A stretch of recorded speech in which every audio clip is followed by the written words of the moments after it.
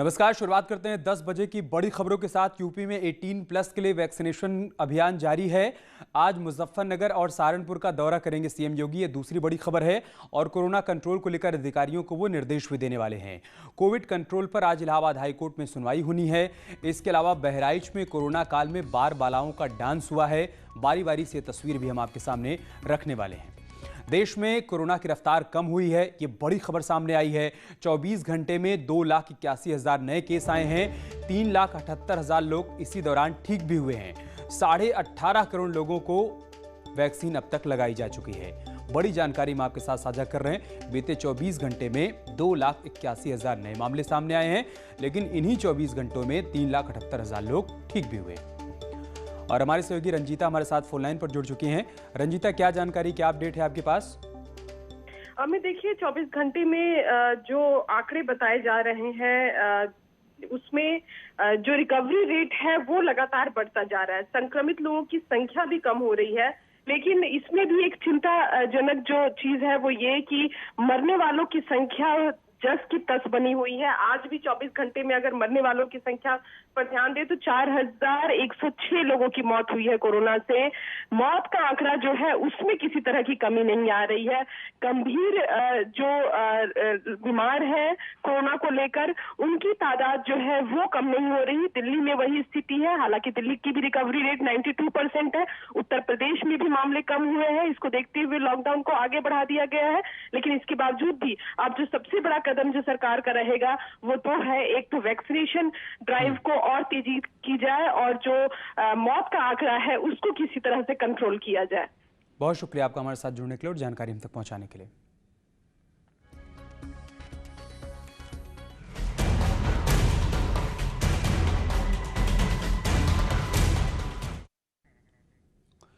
UP में corona के खिलाफ सरकार का महाअभियान जारी है। 18 से 44 साल के लोगों के लिए आज से यूपी के 5 और जिलों में वैक्सीनेशन की शुरुआत हो रही है। यूपी के बस्ती, गोंडा, आजमगढ़, मिर्जापुर और चित्रकूट में वैक्सीनेशन की शुरुआत हो रही है।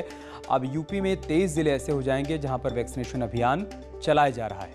इन 5 जिलों को भी शामिल कर लिया गया है। कोशिश यही की जा रही है कि 18 साल से ऊपर और 44 साल तक की उम्र के लोगों को जल्द से जल्द वैक्सीन लगाई जा सके। खुद मुख्यमंत्री योगी आदित्यनाथ ज़मीन पर उतरकर तैयारियों का जायज़ा भी ले रहे हैं। कोविड कंट्रोल सेंटर भी जा रहे हैं, वहाँ पर किस तरीके से फंक्शनिंग है उसको भी समझ रहे हैं और वैक्सीनेशन अभियान को कैसे और गति दी जाए, कैसे इसमें अधिक से अधिक लोगों को शामिल किया जा सके, इन तमाम मसलों को लेकर अधिकारियों के साथ वो चर्चा भी कर रहे हैं। बैठकों का दौर भी चल रहा है और इसी कड़ी में आज इस महाअभियान में और तेज़ी लाई गई है। 5 और जिलों को इसमें शामिल कर लिया गया है। बस्ती, गोंडा, चित्रकूट, ये वो ज़िले हैं जिनको शामिल किया गया है। मिर्ज़ापुर को भी इसमें शामिल किया गया है और इसके साथ ही उत्तर प्रदेश में कुल मिलाकर 23 ज़िले ऐसे हो गए हैं जहां पर इस वक्त वैक्सीनेशन का ये महाअभियान चल रहा है। तो कोविड नियंत्रण को लेकर 2 मोर्चों पर लड़ाई लड़ी जा रही है। एक तरफ वैक्सीनेशन अभियान को गति दी जा रही है तो दूसरी तरफ खुद मुख्यमंत्री ज़मीन पर उतरकर तैयारियों का जायज़ा भी ले रहे हैं। बांदा में इस वक्त क्या अपडेट है, वहां से क्या जानकारी है, बताने के लिए हमारे सहयोगी अंकित हमारे साथ जुड़ चुके हैं। अंकित, बांदा को भी शामिल कर लिया गया है वैक्सीनेशन अभियान के तहत, वहां से क्या अपडेट, क्या जानकारी, कैसे चल रहा है अभियान? जी बिल्कुल, आपको बताना चाहूँगा बांदा जनपद में आज सुबह से कोरोना को मंगल टीका लगवाने के लिए, जीवन दायित्व कोरोना टीका लगाने के लिए सुबह से लोग आ रहे हैं। यहाँ पर जिला अस्पताल के साथ और मेडिकल के साथ लगभग 14 सेंटर बनाए गए हैं जहाँ पर लोगों को 10 बजे से सुबह से टीका लगना शुरू हो चुका है। मैं आपको पीछे दिखाना चाहूँगा, यहाँ आप देख सकते हैं युवा वर्ग कितनी दिलचस्पी दिखा रहे हैं और टीका लगाने के लिए आगे बढ़ रहे हैं। तमाम लोग बैठे हैं, युवा वर्ग हैं जो कि यहाँ पर देख सकते हैं, ये सभी लोग कोरोना का टीका लगवाने आए हुए हैं। और जो जिसमें कहा जाता है कि कोरोना टीका एक जीवनदायी टीका, तो वो हकीकत साबित हुआ है और लोगों को प्राण रक्षक है। हालांकि बात ये भी कहा जा रहा है कि टीका लगाने के बाद भी लोगों को मास्क लगाना है, सामाजिक दूरी रखना है और सोशल डिस्टेंसिंग बराबर बना के रखना है और किसी कोई लापरवाही नहीं करना है। कुछ लोगों से आपकी बातचीत भी हुई होगी अंकित, क्या बताया उन्होंने, कितना आसान था उनके लिए रजिस्ट्रेशन करवा लेना और फिर यहाँ पर आकर टीका लगवा लेना? जी बिल्कुल, कुछ लोग यहाँ पर बैठे भी उनसे बात की, आपने रजिस्ट्रेशन करवाया कोरोना टीका लगवाने की, कोई दिक्कत है क्या, कैसे महसूस करिए कोरोना टीका लगवाने आएंगे? रजिस्ट्रेशन बहुत ईजिली हो गया, स्कूल भी हो गया और अलॉट्स भी बहुत सारे अपॉइंटमेंट्स अवेलेबल हैं, स्लॉट्स भी बहुत सारे अवेलेबल हैं, तो कोई रजिस्ट्रेशन में कोई दिक्कत नहीं है। क्या नाम है आपका? आपका क्या नाम है, क्या कहना चाहेंगे? आपको दिक्कत रजिस्ट्रेशन में ये तमाम लोग हैं युवा वर्ग जो कि आए हुए हैं, बता रहे हैं कि जिस तरीके से कोरोना टीके को लगवाने में, रजिस्ट्रेशन करवाने में कोई दिक्कत नहीं। फिलहाल अब सिर्फ वहाँ से 7 दिन बाद टीका लगना शुरू हो जाएगा। और जनपद के अगर कहा जाए 14 केंद्रों में कोरोना टीका लग रहा है। 1000 लोगों ने रजिस्ट्रेशन करा लिया है और बड़ी दिलचस्पी लोग दिखा रहे हैं, बढ़ चढ़ के कोरोना टीका लगवा रहे हैं। ये अच्छी बात है। बहुत शुक्रिया अंकित आपका हमारे साथ जुड़ने के लिए और जानकारी हम तक पहुँचाने के लिए।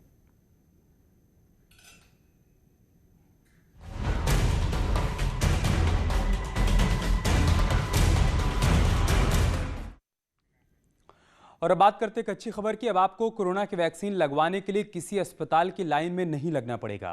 इसके लिए देश के कई शहरों में ड्राइव इन वैक्सीनेशन सेंटर की शुरुआत की गई है। खास बात यह है कि इस ड्राइव इन सेंटर में 45 साल से अधिक उम्र के लोग की कोरोना का टीका लगवा सकते हैं। और भी कई जरूरी जानकारी ड्राइव इन वैक्सीनेशन को लेकर हमारी इस रिपोर्ट में देखें।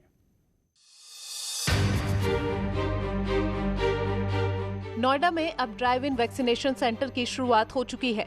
आज यानी 17 मई से नोएडा में लोगों को 2 ड्राइव इन वैक्सीनेशन सेंटर्स मिलेंगे। नोएडा यूपी का पहला शहर बन गया है जहां ड्राइव इन वैक्सीनेशन सेंटर शुरू किया गया है। यहां के डीएलएफ मॉल और ग्रेटर नोएडा स्टेडियम को ड्राइव इन वैक्सीनेशन सेंटर बनाया गया है। यहां जाकर कार में बैठे बैठे ही कोरोना का टीका लगवा सकेंगे। ड्राइव इन वैक्सीनेशन फैसिलिटी उन लोगों के लिए ओपन रहेगी जिनकी उम्र 45 के पार है और जो पहले ही कोविन पोर्टल पर रजिस्ट्रेशन करवा चुके हैं। ड्राइव इन वैक्सीनेशन सेंटर उन यूजर्स के लिए होगा जो पहले कोविड-19 वैक्सीन का पहला डोज ले चुके हैं। इन दोनों सेंटर्स में पहले ऑपरेशन को पायलट प्रोजेक्ट के रूप में शुरू किया जाएगा। वहीं अगर इसमें सफलता हासिल होती है तो इस फैसिलिटी को और भी जिलों में शुरू किया जाएगा। ड्राइव इन वैक्सीनेशन सेंटर्स पहले दिन 200 लोगों को कोरोना की वैक्सीन दी जाएगी। हालांकि ये सुविधा उन लोगों के लिए काफी बेहतर है जो खुद गाड़ी चलाकर नहीं आ रहे हैं, क्योंकि वैक्सीन लगने के बाद आपको थोड़ा आराम की जरूरत होती है। बता दें कि वैक्सीन लगने के बाद यूजर से 30 मिनट तक रुकने के लिए कहा जाता है। सरकारी व्यवस्थाओं के तहत ये बिल्कुल मुफ्त होंगी। ड्राइव इन वैक्सीनेशन का मकसद अस्पतालों और स्वास्थ्य केंद्रों में भीड़ कम करना होगा। Bureau report, news 18।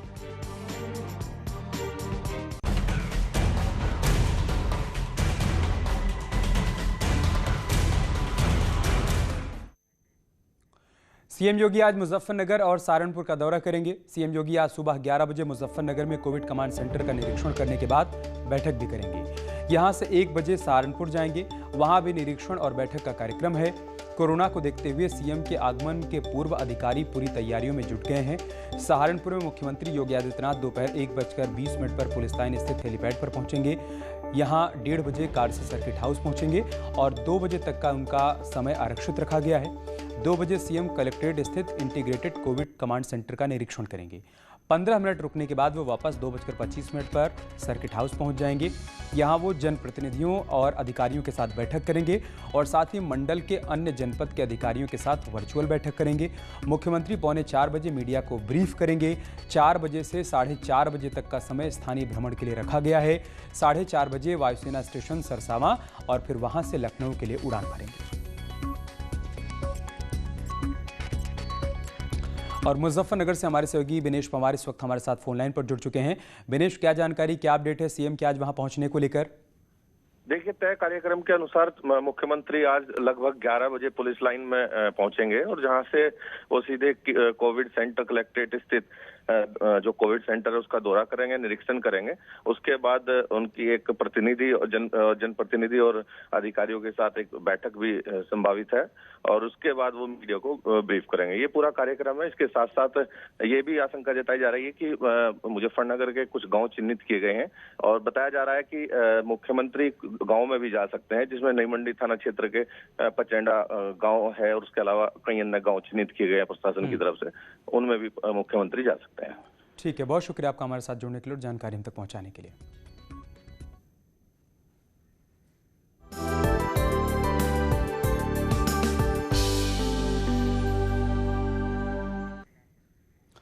मेरठ में 100 साल की एक महिला ने कोरोना को मात दी और पूरी तरह से स्वस्थ हो गई।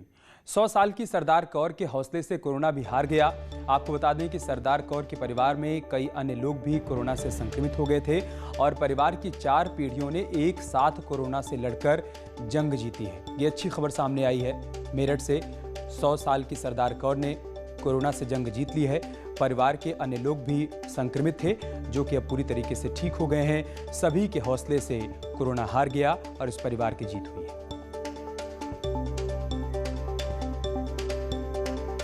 कोरोना काल में अच्छी खबर सामने आई है मेरठ से, जहां एक तरफ लोग कोविड के चलते डर और भय के माहौल में जी रहे हैं। ऐसे में मेरठ में 100 साल की सरदार कौर ने न सिर्फ कोरोना को मात दी बल्कि स्वस्थ होकर वो घर लौटी हैं। साथ ही उनके परिवार के अन्य लोग भी कोरोना संक्रमित हो गए थे, उनका भी इलाज चला और सभी लोगों की रिपोर्ट अब नेगेटिव आई है। मतलब ये कि परिवार के सभी लोग अब पूरी तरीके से सुरक्षित हैं और स्वस्थ होकर अपने घर वापस आ गए हैं। और मेरठ से हमारे सहयोगी उमेश फोन लाइन पर हमारे साथ जुड़ चुके हैं। उमेश, इस कोरोना काल में एक अच्छी खबर सामने आई है, हौसले से कोरोना को मात दी गई है। यह निश्चित तौर पर हौसले से कोरोना को मात दी गई है। 100 वर्ष की महिला ने कोरोना को मात दी है और जिजीविषा आप देखिए कि कितनी जीवटता है कि 100 वर्ष की आयु, लेकिन हौसला ऐसा कि उन्होंने कोरोना को मात दे दी है। और जैसे ही कोरोना से जंग उन्होंने जीती, 100 साल का जन्मदिन भी उनका मनाया गया, बर्थडे केक भी काटा गया और उस वक्त की तस्वीर जो सामने आई है, जो सोशल मीडिया पर वायरल हो रही है, वो बस देखते ही बनती है। 100 वर्ष की बुजुर्ग महिला अपने सर पर बर्थडे कैप लगाए हुए हैं और हाथों में चाकू है और वो केक काट रही हैं। उनके परिजन साथ साथ खड़े हुए हैं। तो ये तस्वीर यकीनन ये दर्शाती है कि अगर हौसला है, हिम्मत है, जिजीविषा है तो यकीनन कोरोना को मात दी जा सकती है, कोरोना को पटकनी दी जा सकती है। और जब 100 वर्ष की महिला कोरोना को हरा सकती है तो कोई भी कोरोना को हरा सकता है। और इससे पहले भी मेरठ में इस तरह की तस्वीरें सामने आ चुकी हैं। एक 90 वर्ष की आयु की महिला ने भी कोरोना को मात दी। इससे पहले 21 दिन के एक नवजात ने कोरोना को मात दी। तो यकीनन ये खबर अपने आप में बताती है कि कैसे हौसले से कोरोना को मात दी जा सकती है, पटकनी दी जा सकती है, शिकस्त दी जा सकती है। जी, बहुत शुक्रिया उमेश, आपका हमारे साथ जुड़ने के लिए और जानकारी हम तक पहुंचाने के लिए। और एक बड़ी खबर लखनऊ से है। दरोगा से बदसलूकी हुई है। बिना मास्क के चालान पर दरोगा के साथ बदसलूकी की गई है। 2 युवकों का दरोगा ने चालान किया था। बिना मास्क के जा रहे थे स्कूटी सवार दोनों युवक। आरोपियों ने साथियों को बुला लिया और दरोगा के साथ उन्होंने बदसलूकी की है। पुलिस ने 4 आरोपियों को गिरफ्तार कर लिया है।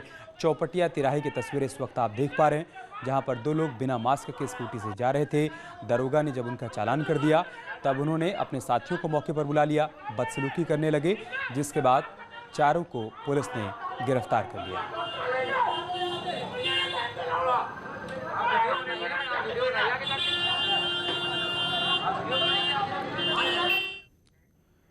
कोरोना काल में सरकार और प्रशासन के तमाम पाबंदियों के बाद भी लोग कोविड प्रोटोकॉल का उल्लंघन करने से बाज नहीं आ रहे हैं।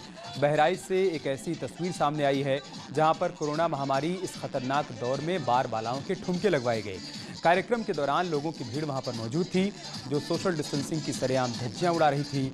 वीडियो में स्टेज के आगे सबसे ज़्यादा बच्चे बैठे दिखाई दे रहे हैं जो बिना मास्क के हैं। ये मामला बहराइच के मटेरा थाना इलाके का बताया जा रहा है। वीडियो सोशल मीडिया पर वायरल हो रहा है, लेकिन न्यूज़ 18 इस वीडियो की पुष्टि नहीं करता।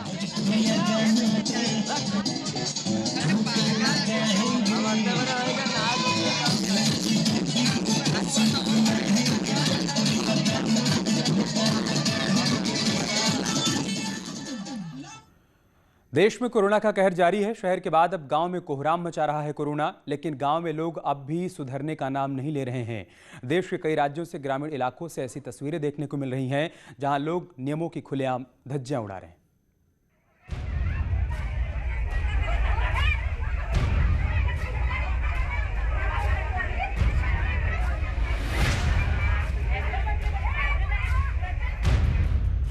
कोरोना महामारी चाहे कितने भी लोगों की जान पर संकट पैदा कर दे, चाहे हालात बद से बदतर क्यों ना कर दे, लेकिन महाराष्ट्र के विरार में सकवार गांव के लोगों के लिए सिर्फ जश्न मनाना ही सबसे जरूरी है।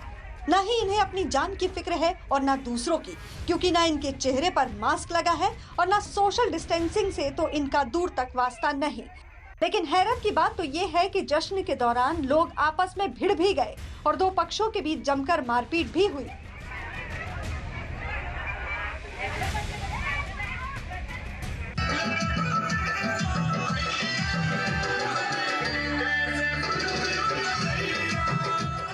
एमपी के टीकमगढ़ के सकनपुर गांव में भी ऐसी ही लापरवाही नजर आई, जहां लोगों के लिए शादी समारोह के दौरान जश्न मनाना ज्यादा जरूरी था। तभी तो सारी पाबंदियों के बावजूद यहाँ के लोग रात के अंधेरे में लोगों की भारी भीड़ जुटाकर जश्न मना रहे थे। इस पर भी मन नहीं माना तो वहाँ नाच गाना भी करवाया गया।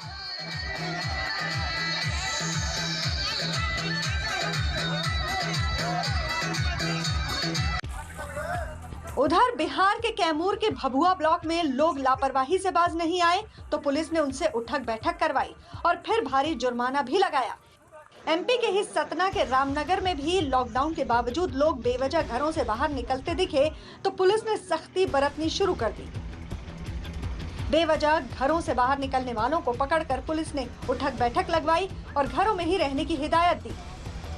लापरवाही की ऐसी हरकतों की वजह से ही एमपी के गांव में कोरोना का कहर और राज्य भर में कोरोना के मरीज लगातार बढ़ रहे हैं। ऐसी लापरवाही की वजह से ही राज्य सरकार को लॉकडाउन की समय सीमा भी बढ़ानी पड़ रही है। एक बार फिर राजधानी भोपाल में कर्फ्यू को आगे बढ़ाकर 24 मई तक कर दिया गया। कई राज्यों के गांव में लगातार बढ़ रहे मरीजों को देखते हुए सरकार अपनी कोशिशें लगातार जारी रखे हुए है। इसी बीच केंद्रीय स्वास्थ्य मंत्रालय ने गांव और आदिवासी इलाकों में कोरोना की रोकथाम के लिए नई गाइडलाइन जारी की, जिसके मुताबिक हर गांव और आदिवासी इलाके में एक 30 बेड वाला कोविड सेंटर बनाने के आदेश दिए गए हैं। पीएचसी यानी प्राइमरी हेल्थ सेंटर की निगरानी में ये सेंटर बनाने के निर्देश दिए गए हैं। यही नहीं, स्कूल और बारात घर में भी कोविड सेंटर बनाने का सुझाव दिया गया है। तो वहीं इन सेंटर में 2 बेड के बीच 1 मीटर की दूरी रखने को जरूरी किया गया है। स्वास्थ्य मंत्रालय के साफ निर्देश है कि कोविड सेंटर में एम्बुलेंस की सुविधा जरूर हो, जिसमें ऑक्सीजन की व्यवस्था खास तौर पर हो। सरकार के गांव में कोरोना की रोकथाम की सारी कोशिशें तभी सफल हो सकेंगी जब लोग लापरवाही से बाज आएं और नियमों का पालन करके कोरोना की रोकथाम में मदद करें, वरना हालात सुधरने की बजाय बिगड़ने में देर नहीं लगेगी। और अब खबर प्रयागराज से है। बहरिया इलाके में एएनएम सेंटर की लापरवाही के चलते एक महिला ने सड़क पर बच्चे को जन्म दिया। इस दौरान किसी ने उसका वीडियो बनाकर वायरल कर दिया। मामला 15 अप्रैल का है, जब प्रयागराज में पहले चरण के पंचायत चुनाव भी चल रहे थे। तब ये महिला एएनएम सेंटर प्रसव के लिए पहुंची, लेकिन वहां मौजूद एएनएम ने महिला को भगा दिया, जिसके बाद स्थानीय महिलाओं ने उसका सड़क पर ही प्रसव करवाया। ग्रामीणों का आरोप है कि सेंटर पर तैनात एएनएम अनीता चौधरी बीते 7 साल से वहां तैनात हैं और हर डिलीवरी पर पैसों की मांग करती हैं। महिला पैसे नहीं दे पाई तो उसे भगा दिया। अब ग्रामीणों ने उसके खिलाफ कार्रवाई की मांग की है। वहीं एएनएम ने आरोपों से इनकार कर दिया है।